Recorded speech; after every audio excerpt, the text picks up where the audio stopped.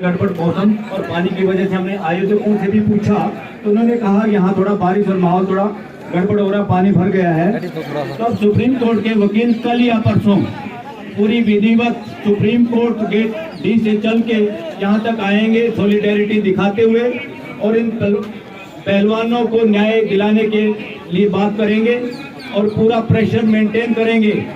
अब supreme court के वकील तो ये सोचते हैं अगर दिल्ली पुलिस काम नहीं कर रही तो दिल्ली पुलिस किसके कंट्रोल में है? दिल्ली पुलिस अमित शाह के कंट्रोल में है, गृह मंत्री होने के नाते उसकी ड्यूटी है।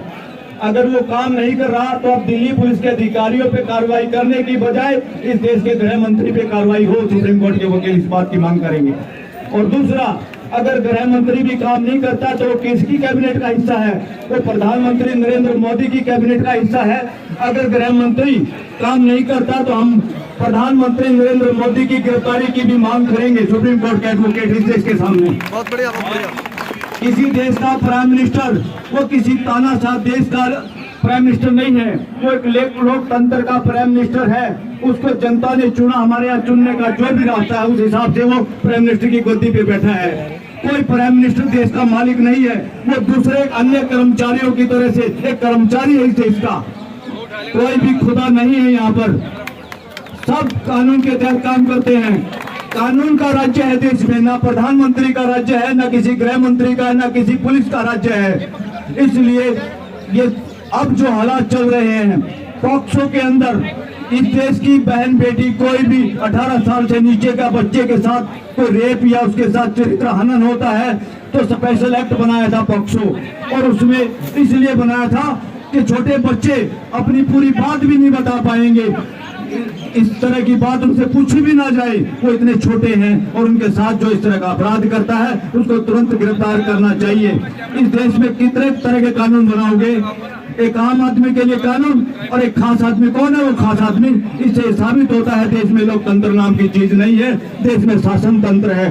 साथियों, शासन तंत्र उसको कहते हैं जहाँ एमपी गुंडागर्दी करते हैं, मिनिस्टर और प्राइम मिनिस्टर उसको बचाते हैं, उसका नाम शासन है। लोकतंत्र उसका नाम है जहाँ कोई एमपी हो चाहे प्राइम मिनिस्टर हो। इस अमेरिका के राष्ट्रपति ने एक लड़की से छेड़खानी क्या सहमति के साथ बात की थी, मगर वो इमोरल बात थी, उसको माफी मांगनी पड़ी। वो है लोकतंत्र। यहाँ पे शासन तंत्र जहाँ पे गवाहों को मारने की कोशिश होती है, गवाहों को पटाने की प्रेशर की कोशिश होती है। देश में लोकतंत्र नाम की चीज नहीं है।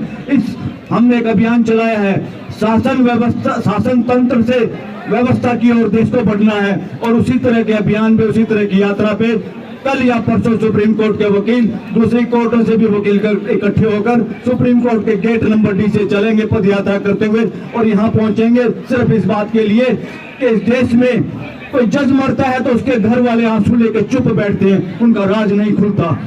इस देश में वीआईपी लोग जिन लोगों की हत्याएं कराते हैं, न केवल उस आदमी की हत्या करने वाले को जिनसे हत्या करवाई है, उस पूरी चेन को फिर खत्म करते हैं। ये तंत्र कब तक चलेगा इस देश में?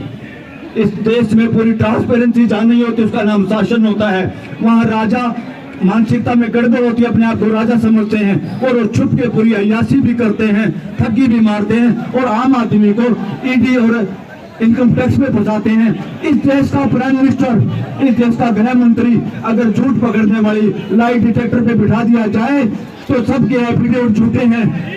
इलेक्शन कमीशन में सबके एफिडेविट झूठे हैं। कोई भी एमपी बनने के लायक नहीं है नेता, क्योंकि अगर ये जो फिक्स है कितना खर्चा इलेक्शन में करेंगे, मुश्किल से कोई एमपी नहीं बच पाएगा, जिसमें प्रधानमंत्री भी शामिल है, इस देश का गृह मंत्री भी शामिल है, जिन्होंने झूठे एफिडेविट दिए। इस देश के एमपीओ के साथ एक कानून बनाने की जरूरत है कि जो भी एमपी बनेगा उसको लाई डिटेक्टर पे लिटाएंगे कि उसने एफिडेविट झूठा तो नहीं दिया। ये झूठे लोग हैं, ये एजुकेशन के बारे में झूठ बोलते हैं, ये इलेक्शन में काला धन यूज करते हैं, पूरे देश का बेड़ा गर्क कर दिया।